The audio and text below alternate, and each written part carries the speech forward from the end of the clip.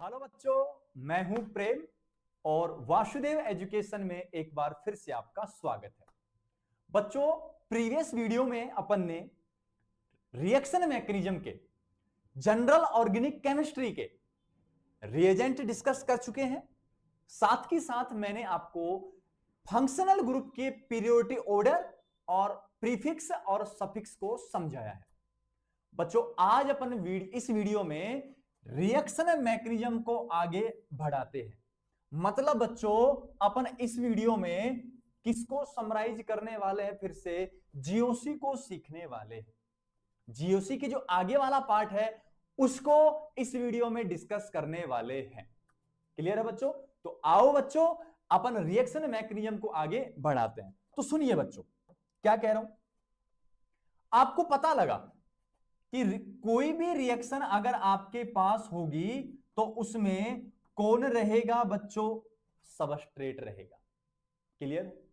Substrate के साथ प्यारे बच्चों कौन रहता है? रिएजेंट रहता है।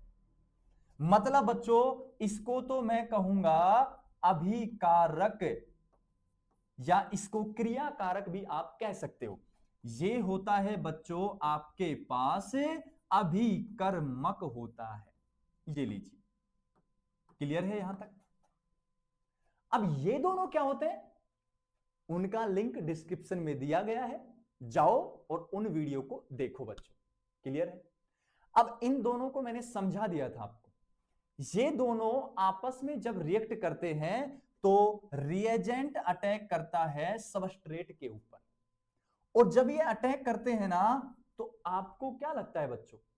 आपको ये लगता है कि सर यहां जैसे ही रिएजेंट और सबस्ट्रेट अटैक करते होंगे तो यहां अपने पास फॉर्मेशन किसका हो जाता होगा? प्रोडक्ट का फॉर्मेशन हो जाता होगा। क्लियर है बच्चों? ये अपना सोचना होता है। अपन क्या सोचते हैं कि अपने पास अभिकारक है, अपने पास अभिकर्मक है। दोनों क्या करेंगे बच्चों? दोनों आपस में क्या होंगे? जुड़ेंगे, और जुड़ के अपन को लगता है क्या बन जाएगा? प्रोडक्ट। लेकिन वास्तव में ऐसा नहीं होता है। प्रोडक्ट बनने से पहले बच्चों कुछ स्पीसीज अन्य भी बनती है, और उन अन्य स्पीसीज को आप नाम देते हो, क्या नाम देते हो? इंटरमीडिएट। क्या नाम दिया है बच्चों मैंने? इंटरमीडिएट। शॉर्ट में कहते हैं IM। इंटरमीडिएट को प्यारे बच्चों नाम क्या देते हो आप? मध्यवर्ती कहते हो। ये लीजिए। अब इसके साथ साथ आपके पास बनती है ट्रांजिशन स्टेट बनती है, और ट्रांजिशन स्टेट को कहते हो बच्चों TS, और हिंदी में इसको कहा जाता है संक्रमण अवस्था। ये क्लियर है बच्चों? तो बच्चों सुनो अब अच्छे से कि अभिकारक और अभिकर्मक जब आपस में अभिक्रिया करते हैं तो प्रोडक्ट बनने से पहले एक स्पीसीज का फॉर्मेशन होता है, और उस स्पीसीज को क्या नाम दूंगा बच्चों? मैं मध्यवर्ती नाम दूंगा, मैं इंटरमीडिएट नाम देने वाला हूं। या क्या भी बन सकता है? ट्रांजिशन स्टेट, संक्रमण अवस्था भी बन सकती है। वो डिपेंड करता है बच्चों रिएक्शंस पर कि कौन सी रिएक्शन क्या बनाने वाली है। कुछ रिएक्शन में इंटरमीडिएट बनते हैं और कुछ रिएक्शन में ट्रांजिशन स्टेट बनने वाले होते हैं। क्लियर है बच्चों यहां तक? चलें आगे। तो सुनो बच्चों, ये जो स्पीसीज होती है ये बहुत ज्यादा समय के लिए नहीं बनती है, ये बिल्कुल शॉर्ट टाइम के लिए होती है, एक कम समय के लिए बनती है। और कम समय के लिए बनती है तो मैं लिखूंगा ये कम समय के लिए बनती है। अगर बच्चों ज्यादा समय के लिए बनेगी तो अपना प्रोडक्ट तो कभी मिलेगा नहीं, वो तो मध्यवर्ती या संक्रमण अवस्था पर अटका रहेगा। आपको क्या चाहिए? प्रोडक्ट अगर चाहिए तो ये मध्यवर्ती और संक्रमण अवस्था दोनों कैसे चाहिए आपको? कम समय के लिए आपको चाहिए। क्लियर है? तो सीधी बात है बच्चों, मध्यवर्ती और संक्रमण अवस्था बनती है और उनके बाद प्रोडक्ट का फॉर्मेशन होता है और ये बिल्कुल शॉर्ट टाइम के लिए बनती है। क्लियर यहां तक? आओ बच्चों आगे सीखते हैं। अब क्या लगा बच्चों अपन को, जैसे कोई भी व्यक्ति है, अगर आज आप हो, कल को आप सक्सेस हो जाओ, तो लोगों को लगता है कि हाँ यार ये हवा में हो गया, इसकी किस्मत थी, इसकी किस्मत अच्छी चल रही थी, इसका सिलेक्शन हो गया। लेकिन अपन को खुद को पता है कि अपन ने कितनी मेहनत की है, अपन किन किन परिस्थितियों से होकर गुजरे हैं, ये बात सिर्फ अपन को पता है। एक एस्पिरेंट को पता होती है ये बात कि वो किस दौर से गुजरा हुआ है। दूसरों को लगता है कि हाँ यार ये तो ऐसे ही बन गया होगा।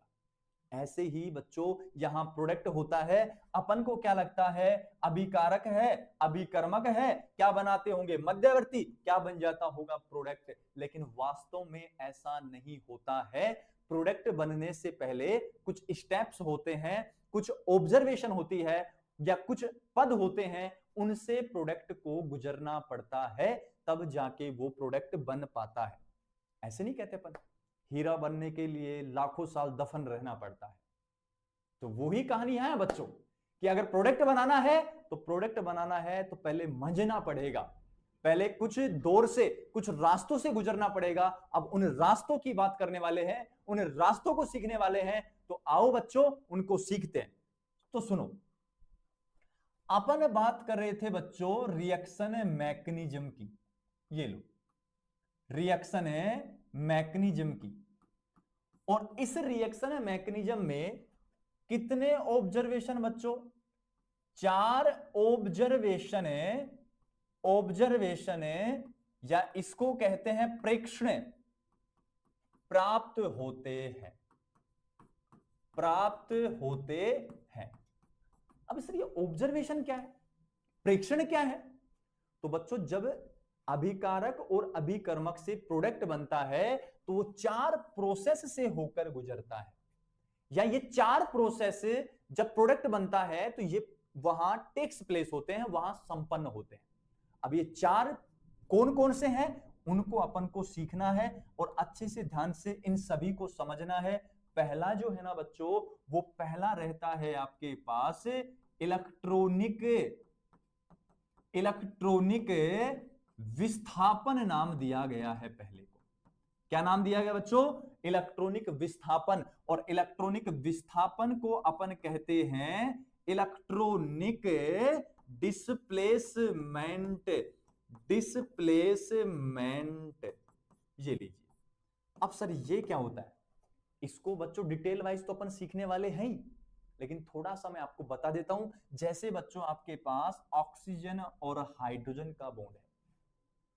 अब इस बॉन्ड में मैं एक ही बात कहूंगा, En किसकी ज्यादा है, ऑक्सीजन की।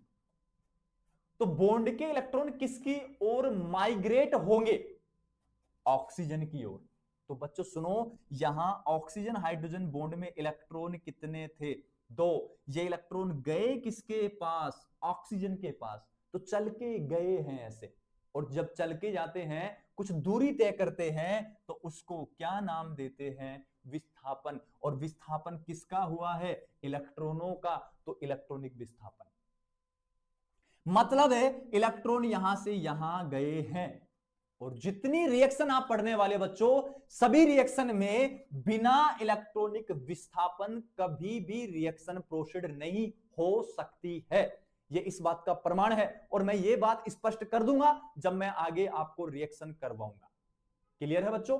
तो सीधी बात यह है कि अगर आपको कोई रिएक्शन दिखानी है तो वहां इलेक्ट्रॉनिक डिस्प्लेसमेंट, इलेक्ट्रॉन एक जगह से दूसरी जगह जरूर जाएंगे, ये 100% कंफर्म रहने वाला है। जैसे यहां सोचो NaCl, कहां से कहां जाएंगे, यहां से यहां।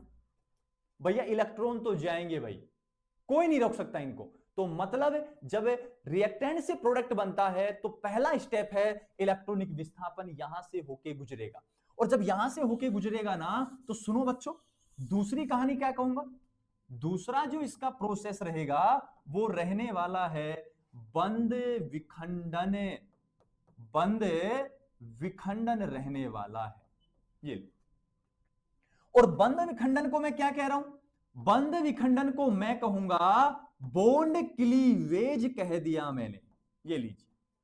और दूसरी बात आप सोचो, जब मैंने कहा नाइट्रोजन और हाइड्रोजन के मध्य बंध है, इलेक्ट्रॉन ले गया नाइट्रोजन, तो नाइट्रोजन पे नेगेटिव, हाइड्रोजन पे पॉजिटिव, क्या इनके मध्य बंध रहा? क्या नहीं रहा। तो जैसे ही आपने क्या दिखाया बच्चों, इलेक्ट्रॉनिक विस्थापन दिखाया, उसके अगले पद में अपने आप क्या हो गया? बंध विखंडन। मतलब यहां बंध विखंडन से भी गुजरना पड़ेगा। तीसरी बात सुनो बच्चों, तीसरी बात जो रहेगी ना, तो जैसे ही बंध विखंडन होगा तो अपने पास एक के ऊपर तो क्या आ रहा है बच्चों? माइनस, एक के ऊपर आ रहा है प्लस। प्लस वाले इलेक्ट्रोफाइल हैं क्या? रिएजेंट हैं क्या? यहां माइनस वाले न्यूक्लियोफाइल हैं क्या?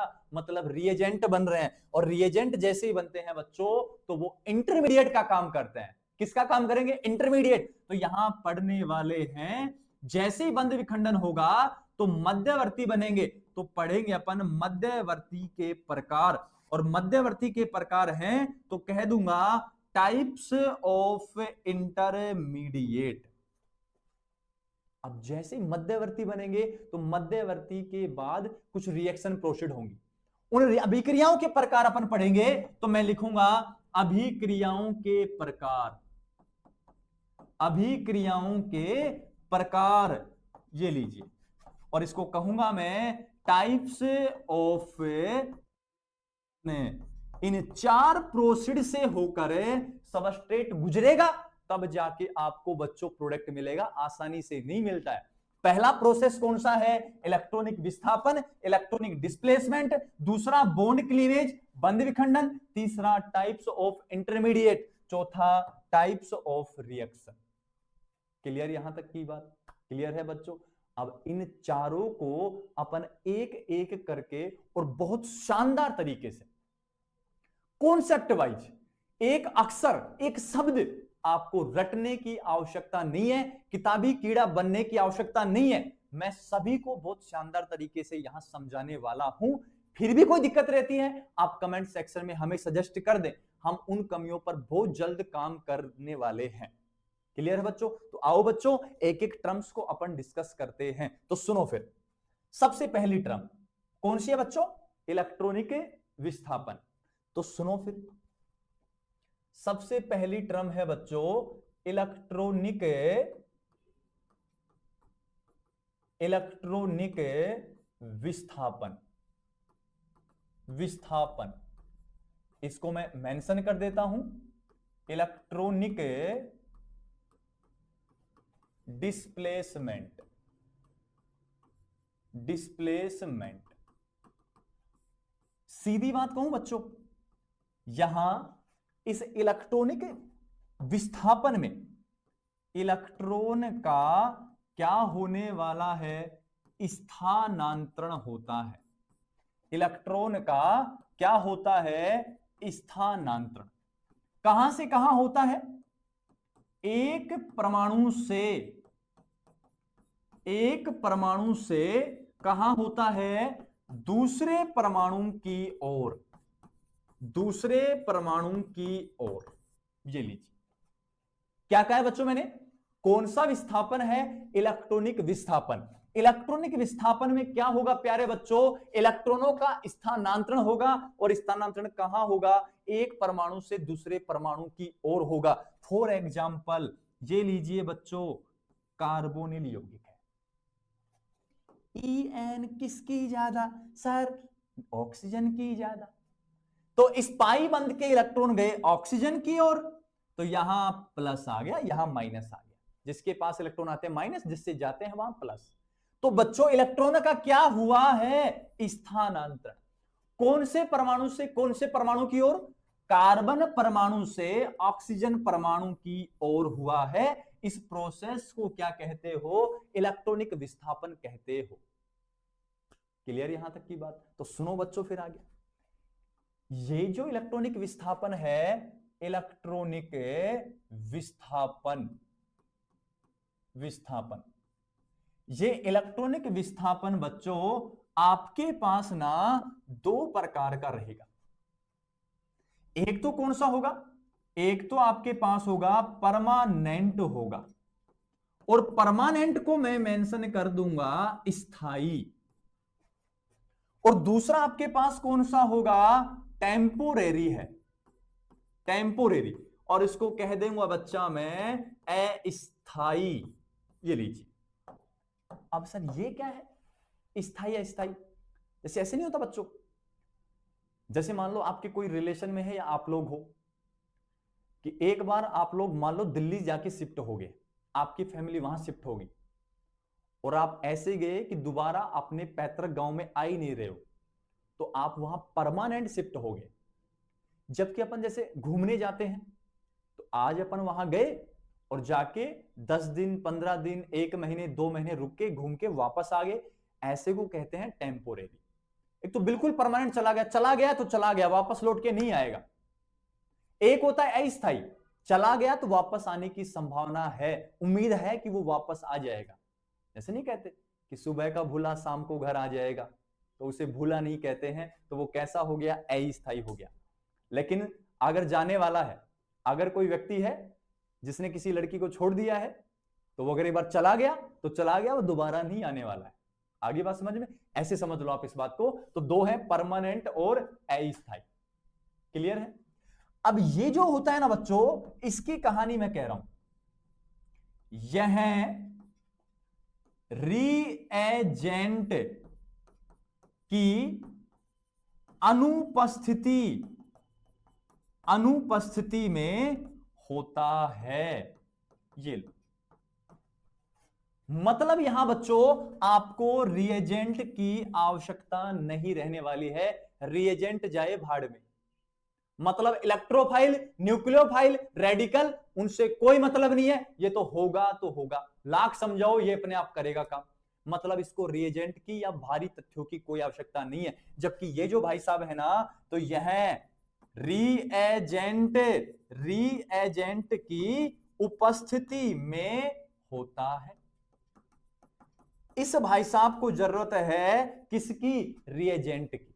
तो इस बात का विशेष रूप से ध्यान रखना है बच्चों कि इलेक्ट्रॉनिक विस्थापन परमानेंट वाला रिएजेंट की अनुपस्थिति में होता है। रिएजेंट इलेक्ट्रोफाइल, न्यूक्लियोफाइल, रेडिकल की कोई आवश्यकता नहीं है, जबकि अस्थाई में रिएजेंट की आवश्यकता है। यहां इसको सहारा चाहिए इलेक्ट्रोफाइल, न्यूक्लियोफाइल का। अब ये जो होता है ना बच्चों, ये कितने प्रकार का होता है, 3 प्रकार का होता है। ये लीजिए। जबकि ये जो होता है, ये केवल कितने प्रकार का होता है, 1 प्रकार का होता है। अब उनको अपन डिस्कस करने वाले हैं। तो सुनो, यहां जो पहला होता है ना, किसका एग्जाम्पल, स्थाई का, तो ये होता है बच्चों प्रेरणिक प्रभाव। कौन सा होता है, प्रेरणिक प्रभाव। और प्रेरणिक प्रभाव को नाम दिया जाता है इंडक्टिव इफेक्ट। क्या होता है, डिस्कस करेंगे इसको अच्छे से। लेकिन पहला जो प्रभाव है बच्चों, वो कौन सा रहने वाला, प्रेरणिक प्रभाव रहने वाला है। और दूसरा जो प्रभाव है स्थाई में, वो रहने वाला है बच्चों अति संयुग्मन प्रभाव। कौन सा है मेरे प्यारे बच्चों, अति संयुग्मन प्रभाव। और अति संयुग्मन प्रभाव को कहते हैं hyper conjugation, hyper conjugation effect कह रहे हैं। जबकि जो तीसरा है बच्चों, तीसरा जो सबसे ज्यादा इंपॉर्टेंट रहता है, वो रहता है मेरे प्यारे बच्चों, प्यारे साथियों, अनुनाद प्रभाव। और इस अनुनाद प्रभाव को दूसरा नाम मैं दे रहा हूं, मेजोमेरिक प्रभाव नाम दे रहा हूं, मेजोमेरिक प्रभाव। अब इस अनुनाद को नाम देते हैं बच्चों रेजोनेंस, रेजोनेंस। और मेजोमेरिक को तो मेजोमेरिक ही कहूंगा, तो मेजो कह रहे हैं। क्लियर यहां तक? तो स्थाई आपके पास 3 प्रकार के हो गए। पहला कौन सा है, प्रेरणिक प्रभाव, दूसरा कौन सा है, अति संयुग्मन प्रभाव, और तीसरा कौन सा है, अनुनाद प्रभाव। मतलब inductive effect, hyper conjugation effect और रेजोनेंस या मेजोमेरिक इफेक्ट कहना है। जबकि यहां टेम्पोरेरी में कितना होता है, 1 प्रकार का, और वो 1 प्रकार में यहां लिख देता हूं इलेक्ट्रॉनिक प्रभाव है। कौन सा प्रभाव है बच्चों, इलेक्ट्रॉनिक प्रभाव होता है। इसको इलेक्ट्रॉनिक इफेक्ट कर देंगे इंग्लिश में, बस इतना ही फर्क है। क्लियर है बच्चों? तो बच्चों अपने पास इलेक्ट्रॉनिक जो डिस्प्लेसमेंट है वो दो प्रकार का है, परमानेंट और टेम्पोरेरी। यहां रिएजेंट जरूरत नहीं है, यहां उपस्थित होना चाहिए। ये तीन प्रकार का है, इंडक्टिव, हाइपर कॉन्जुगेशन, रेजोनेंस या मेजोमेरिक। ये एक प्रकार का है इलेक्ट्रॉनिक इफेक्ट। अब इन सभी को एक एक को, इंडक्टिव, हाइपर कॉन्जुगेशन, रेजोनेंस, इन सभी को अपन एक एक करके आने वाली वीडियोज में डिस्कस करने वाले हैं। और ये वीडियो जीओसी की दृष्टि से और केमिस्ट्री की दृष्टि से बहुत ज्यादा इंपॉर्टेंट रहने वाली है। मुझे उम्मीद है सभी बच्चे साथ देने वाले हैं। क्लियर है बच्चों? शानदार तरीके से अपन आगाज करने वाले हैं। बस आपसे एक ही रिक्वेस्ट है, अगर आपको वीडियो अच्छी लगती है, मैं थोप नहीं रहा आपके ऊपर, जबरदस्ती नहीं कर रहा, अगर आपको हमारा कंटेंट अच्छा लगता है तो आप चैनल को सब्सक्राइब करना मत भूलो।